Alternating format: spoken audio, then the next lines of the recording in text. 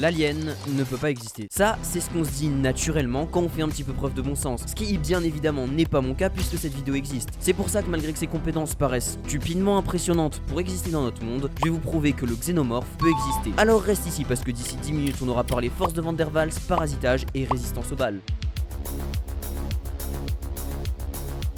La vitesse, c'est pas la première caractéristique qui va te venir à l'esprit si je te demande de penser au xénomorphe. Pourtant, bien qu'on ait tendance à l'oublier, la vitesse de l'alien est juste absurde. Mais t'inquiète pas, je vais pas te faire l'affront de te dire en fait le guépard il court vite, du coup on peut le comparer à l'alien. Non, car bien que le guépard semble avoir une vitesse similaire au xénomorphe, lui peut maintenir cette vitesse tout en courant sur les murs, ce que jusqu'à preuve du contraire, le guépard ne sait pas faire. Donc on cherche un animal rapide qui peut courir sur les murs, ça doit être impressionnant quand même. Eh bien pas du tout puisque c'est la cicindèle. Bien que cet insecte qui ressemble littéralement à tous les autres insectes ne paie pas trop de mine, il court environ à 2,5 mètres par seconde. C'est bien, mais pas extraordinaire vu que ça fait environ 9 km/h. Par contre, ça le devient si je te dis que cet insecte qui court aussi vite qu'un humain fait 1,5 cm. C'est tellement abusé qu'elle voit complètement flou à cause de la vitesse. Elle parcourt donc en une seule seconde 120 fois la longueur de son corps. Converti à l'échelle d'un humain d'1,75 m, ça la ferait courir théoriquement à 756 km/h. Sauf que force gravitationnelle et pression de l'air oblige, si on agrandissait une cicindèle pour qu'elle court à cette vitesse, tous ses organes exploseraient. Mais si on cherche à développer la capacité à courir sur les murs, on pourrait se tourner vers le gecko. Je suis Spider-Man, fils de pute! Qui est particulièrement connu pour sa capacité à se déplacer sur les murs. Il doit cette capacité aux millions de poils microscopiques appelés sétules fixés sur ses pattes. Chacune de ces sétules sont elles-mêmes composées de plusieurs petits poils appelés spatules qui lui permettent de coller au mur grâce à la force de Van der Waals. La force de Van der Waals est de manière générale une force qui intervient pour maintenir assemblées des molécules et qui est donc assez faible. Mais vu que la surface de contact entre la patte et le mur est décuplée due à la grande quantité de spatules en contact avec ce dernier, la force devient suffisamment puissante pour le faire adhérer au mur. Et le gecko se sert juste de ce phénomène physique pour s'accrocher au mur. Et pour décrocher sa patte, le gecko a juste à changer la position des spatules pour réduire la force de Van der Waals exercée. Donc à partir de ça, si on prend le gecko toqué et qu'on le fait grandir pour atteindre la taille d'un humain comme on l'a fait avec la cicindèle, on peut estimer sa vitesse théorique à 40 km/h. C'est pas aussi rapide que l'alien, mais ça l'est bien assez pour attraper un humain. Et c'est là que rentre en jeu le concept flingué que j'ai créé pour cette vidéo. En gros, à chaque caractéristique supplémentaire de l'alien, je vais rajouter sur cette image les éléments des animaux correspondants. Par exemple, pour les pattes, on va prendre celle du gecko, donc je viens prendre les pattes du gecko et hop, je les mets là.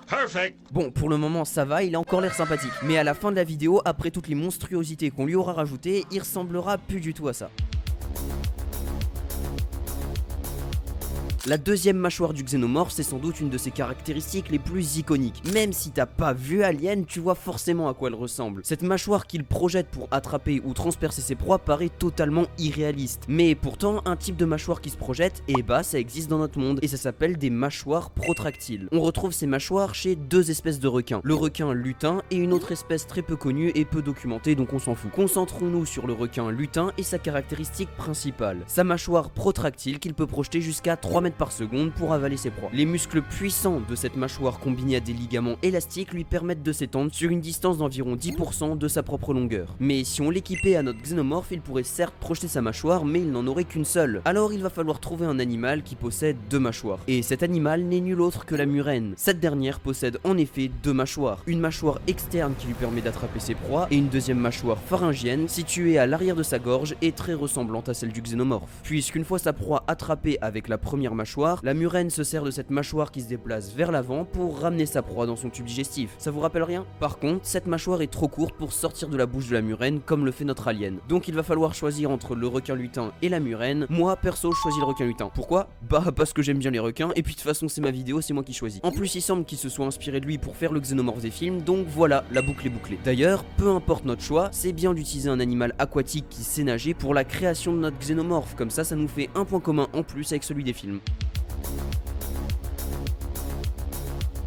Dans les films, l'alien semble avoir une peau assez résistante pour résister à quelques tirs d'armes de petit calibre. Bon, pour cette partie-là, vous faites pas d'illusions, un animal complètement insensible aux balles, ça existe pas. Donc je vais juste vous présenter quelques animaux avec une peau assez résistante pour peut-être résister à une balle de petit calibre tirée de loin et par un aveugle. Premièrement, un coléoptère qui se targue de noms magnifiques tels que Scarabée diabolique ou encore Scarabée cuirassé, et il ne porte pas ses noms pour rien parce que malgré sa taille, il peut se faire rouler dessus par une voiture et en sortir parfaitement indemne. Il peut résister jusqu'à environ 149 Nm newtons de pression, soit l'équivalent de 39 000 fois son poids. Il doit sa résistance à ses ailes appelées élytres qui ont fusionné en s'imbriquant l'une dans l'autre un peu comme dans un puzzle pour former une sorte de carapace, ce qui l'empêche de voler, mais cette forme de puzzle les rend aussi quasiment impossible à briser. Mais ces ailes sont aussi composées de plusieurs couches qui peuvent se séparer si elles subissent une force trop importante, ce qui va permettre aux ailes de se déformer lentement au lieu de se briser d'un seul coup, ce qui lui permet de résister un peu plus longtemps. Mais bien qu'il ait la réputation d'être indestructible auprès de certains collectionneurs qui, en essayant de l'accrocher avec une épingle, ont réussi à tordre l'épingle, il ne l'est certainement pas assez pour résister aux balles.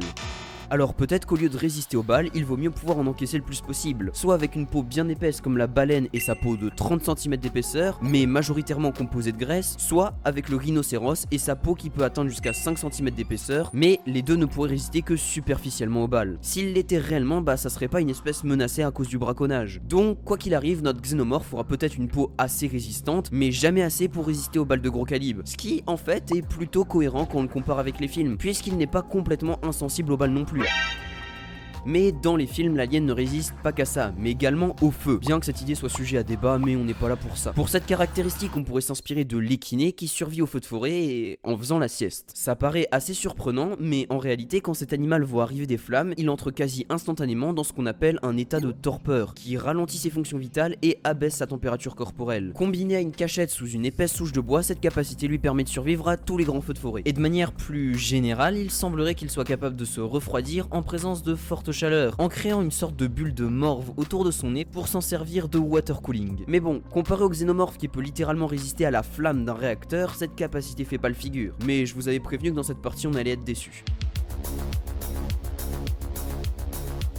Le sang acide des xénomorphes est un des systèmes de défense les plus poussés de la science-fiction, puisque le moindre coup qu'on lui inflige est plus dangereux pour celui qui le porte que pour l'alien.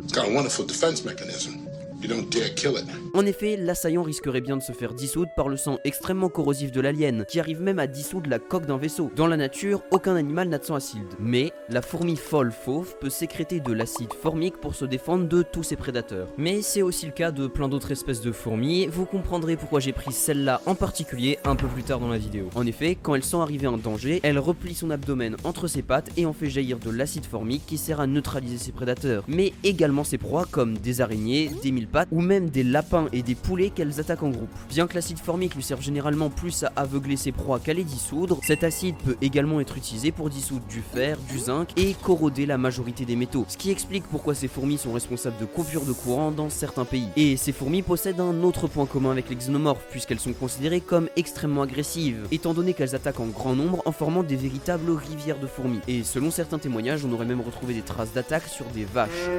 Voilà la taille d'une fourmi, voilà la taille d'une vache, ça fait une petite différence quand même. Et petit fun fact, ces fourmis elles posent parfois tellement de problèmes qu'on est obligé de s'en débarrasser en utilisant des champignons parasites. Donc la fourmi folle vient sans problème s'ajouter à l'ADN de notre xénomorphe artisanal. Et dans la nature, le coléoptère bombardier peut aussi produire un jet corrosif, qui peut aller à près de 100 degrés Celsius et qu'il propulse extrêmement vite jusqu'à 500 fois en une seconde. Le liquide qu'il projette inflige de sérieuses brûlures à ses agresseurs. Bien que ce ne soit pas un acide au sens pur, il est toxique mais également caustique, c'est-à-dire qu'il brûle la peau et provoque des douleurs, soit exactement ce qu'on recherche. Et là, on peut se dire qu'un produit aussi dangereux, ça risquerait de le tuer de l'intérieur. Mais heureusement, Mère Nature a pensé à tout, et pour ça elle a placé deux glandes différentes dans son abdomen. Une première qui produit du peroxyde d'hydrogène, et une autre qui produit de l'hydroquinone. Et ces substances ne sont pas dangereuses pour lui tant qu'elles sont séparées, mais quand il a besoin de se défendre, il mélange ces produits dans une chambre spécialement plus résistante, ce qui déclenche une réaction exothermique explosive, ce qui projette le liquide en lui faisant atteindre une température de 100 degrés Celsius. Dans les films, on voit que l'alien a conscience de la dangerosité de son sang et qu'il s'en sert pour s'échapper de prison, ou même comme une arme en le projetant sur ses ennemis. Et se servir de son sang comme une arme, c'est la spécialité du lézard à cornes, qui projette son sang infect en bloquant la circulation sanguine dans sa tête, ce qui augmente la pression dans ses yeux qui projette une giclée de sang qui repousse des loups. Mais bon, c'est pas de l'acide quoi, c'est juste qu'il sert de son sang comme défense.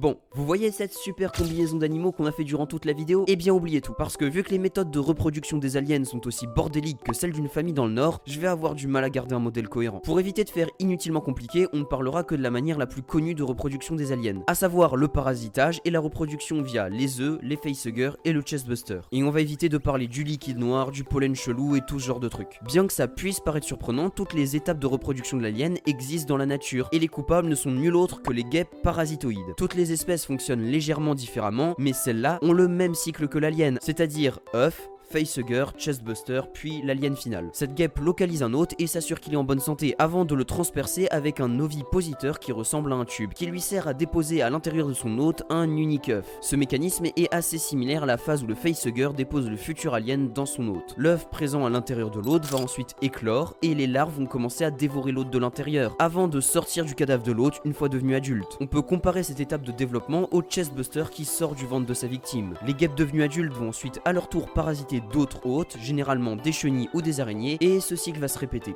autant que les flops sur ma chaîne. Cette méthode n'est pas similaire à 300% au parasitage du xénomorphe, les deux méthodes de parasitage sont assez similaires, enfin je trouve. Maintenant tout cela dit, on n'a toujours pas répondu à la question principale de cette vidéo, est-ce que l'alien peut exister? Bah logiquement non, c'est littéralement la première phrase de la vidéo. L'alien ne peut pas exister, mais on a réussi à construire un modèle plus ou moins cohérent pour que ses capacités puissent exister, quoique je suis pas sûr que ça soit une bonne idée.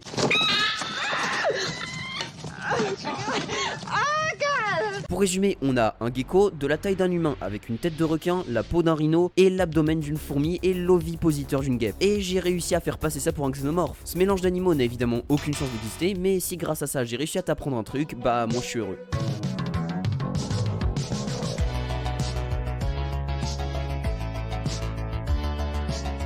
Mais ses ailes sont... Mais c'est... Ça y est. Tu fais comme dans les vidéos, tu mets un best-of. Non, y a pas de best-of.